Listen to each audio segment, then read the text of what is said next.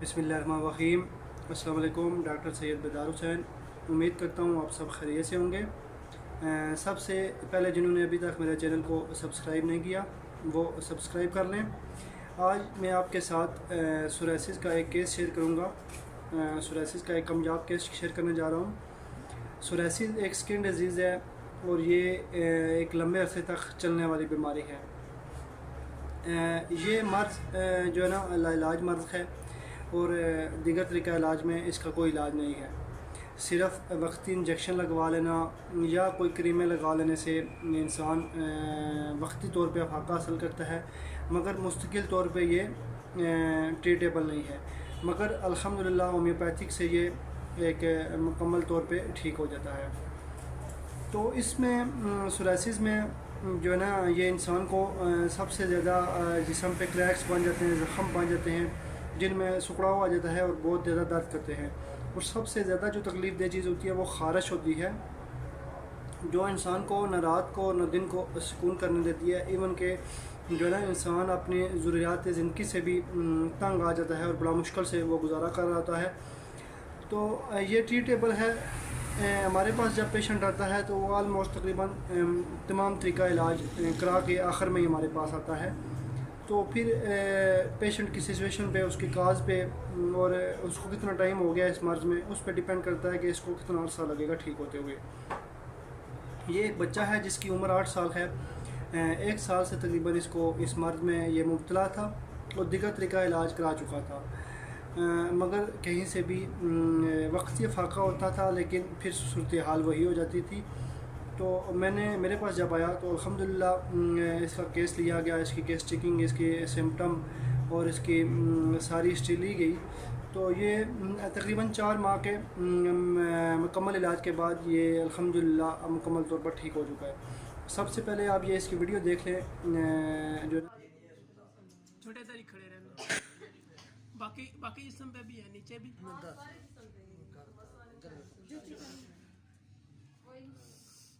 जो है ना ट्रीटमेंट से पहले की, इसके बाद फिर ड्यूरिंग ट्रीटमेंट कुछ पिक्चर और आखिर में फिर मैं आपको जो है दिखाऊंगा आफ्टर ट्रीटमेंट पिक्चर। तो ये जब बच्चा मेरे पास आया, इसका जिस्म पे ज़ख़म थे, क्रैक्स थे, दिन में दर्द था, जलन थी और ख़ारिश थी। बच्चे को बहुत ज़्यादा न दिन को सुकून होता था न रात को सुकून होता था। तो ये इस मर्ज़ में मुब्तला था। धूप में उसको ज़्यादा तकलीफ़ होती थी, इवन कि बच्चा स्कूल भी नहीं जा सकता था। तो उसके माँ बाप बड़े परेशान थे। तो ये हिस्ट्री काज और सिम्टम वाइज ट्रीटमेंट करना पड़ता है। इसकी बहुत सारी काजेज़ होती है। ये ऑटोइम्यून डिजीज़ है कि किस वजह से हुआ है, ये जेनेटिक भी हो सकता है और इसके बहुत से वजूहात की बिना पर यह सोराइसिस हो सकता है। मगर एक बार जब ये हो जाए, होता कम इंसानों को है, लेकिन जब शुरू हो जाए तो फिर ये ख़त्म नहीं होता।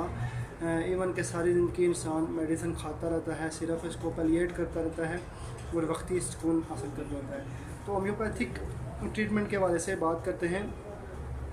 जो मैंने इसको बच्चे को दी वो एंथ्रेक्सिनम 1 एम, ग्रेफाइट 1 एम।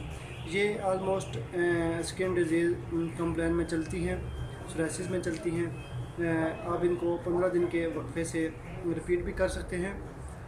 इसके साथ एंथ्रेक्सिनम, बेसिलिनम और ग्रेफाइटस, ये 3 मेडिसिन चलती हैं।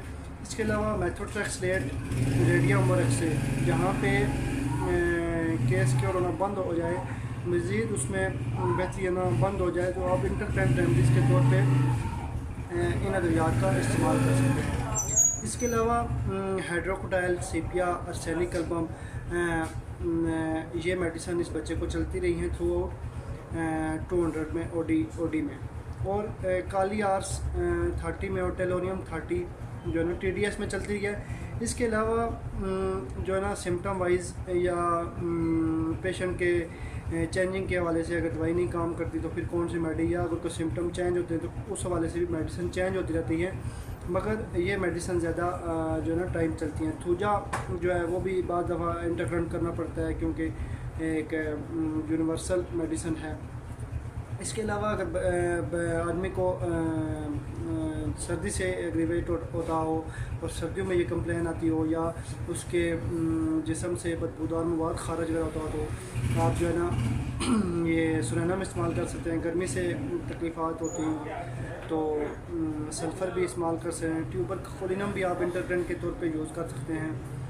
और बाज़ दफ़ा इचिंग बहुत ज़्यादा होती है तो काली आर्स 30 कवर करती है। अगर काली आर्स 30 कवर ना करे तो आप काली आर्स 1M का इस्तेमाल कर सकते हैं। डेली की भी एक डोज भी दे सकते हैं। उससे जो है ना इचिंग कंट्रोलेबल होती है, क्योंकि जब बंदे को इचिंग होती है वो फिर दोबारा से इचिंग करता है तो फिर से ज़ख़म और क्रैक्स और दोबारा वही फिर प्रोसीजर स्टार्ट होना शुरू हो जाता है। तो आप इसमें कोशिश करनी है कि कोई एप्लीकेशन आप यूज़ ना करें, क्योंकि वक्ती तौर पे फाका देती हैं लेकिन फिर वो सप्रेशन हो जाती है, जिससे केस और ज़्यादा मुश्किल हो जाता है। तो इसके अलावा ये मेडिसिन थी कुछ।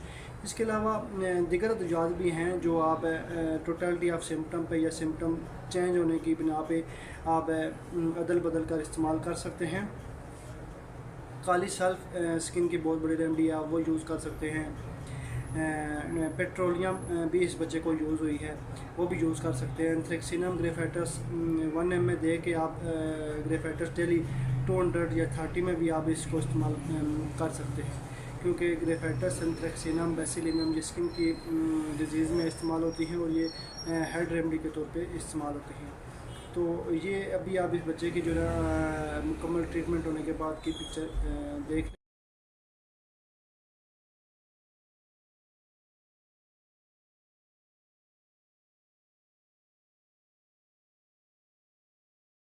लें। अब ये 4 माह के इलाज के बाद मुकम्मल ठीक है। Thank you.